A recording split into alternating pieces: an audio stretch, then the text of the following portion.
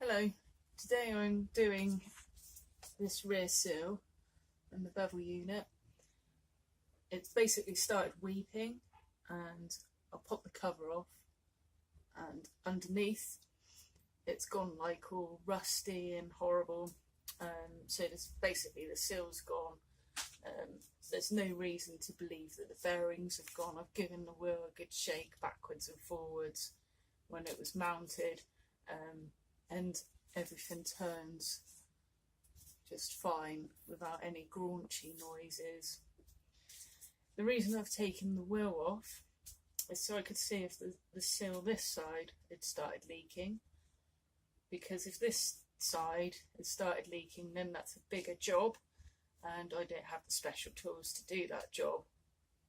And personally I would take that into a mechanic that I know who does have the special tools and is able to do that. Whereas this sill here is possible to do at home without the special tools as such. There is some ways that I'm going to be working around, getting around having the special sill pulling tool for here. I do have a sill puller tool, but it's not going to go in that space. So what I will be doing is drilling some very small holes, being very careful not to drill through into the bearing that sits just in here right behind it, and screwing some good screws into those holes, again being careful not to pierce through the sill into the bearing. And then I'm going to just pull it out using pliers. So I'll just show you. Here's the new sill, and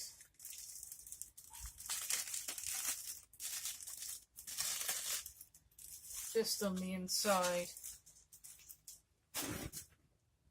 it's a bit difficult, probably a bit difficult to see, but just on the inside is a metal ring, and I believe it's that metal ring that's failed, and that's why it's sort of going all rusty, and basically that's what's gone.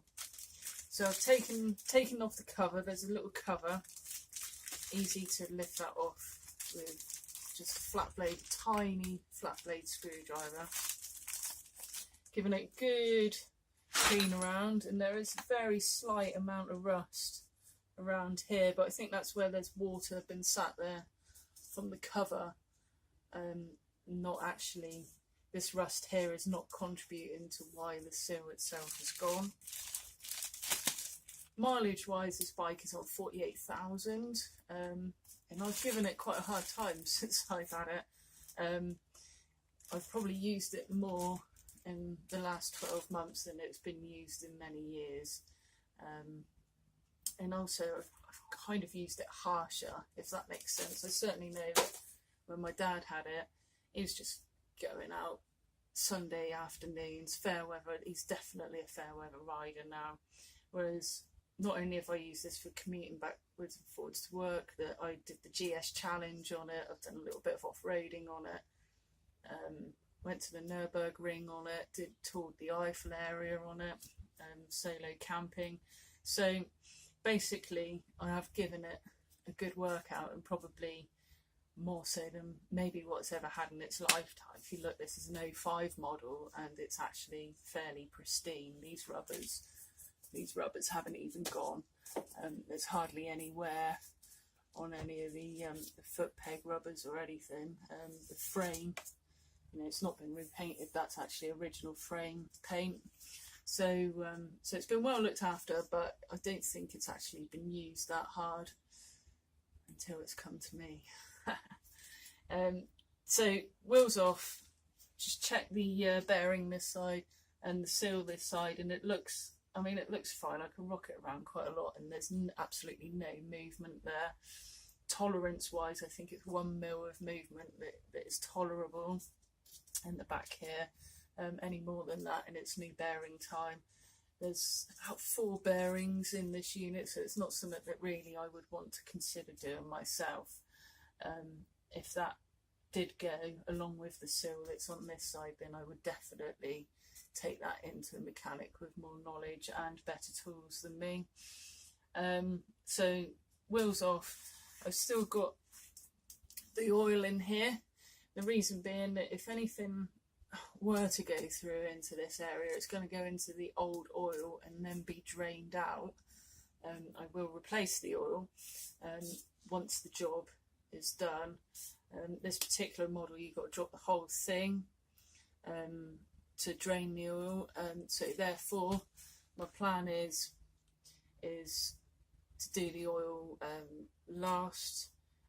I will check the splines, but when I got the bike, what I do tend to do with BMWs is always check the splines, grease them up anyway. So it's probably only done about 3, maybe 4,000 miles since I did the splines. So therefore, probably closer to 4,000 miles since I did the splines. So they should be okay, but I will redo them anyway. And then I'll refill with fresh when I know that any chance of swarf or anything coming off of this, doing this job that I'm doing now, it's gone into the old oil. So I don't want to, basically I'm keeping new oil fresh and uncontaminated. If I was to drain it now, then any swarf that went into this system would actually just sort of stick to the edge, and it was potentially going to contaminate the new oil. Where's the sense in that? So I'm going to proceed with the job now, get it all ready, get this out of the way, bungeed up, and then drill the holes in here and pop that sill out. Then I will be dropping this down. I'll probably just leave it overnight to drain out fully. There's a problem with these that they don't drain out very well. So BMW say that when you're refilling after a drain out, and put a little less in than what's specified. So therefore, an overnight drain out is going to make sure that everything does come out of here, and then tomorrow I'll just put it all back together again and fill it up.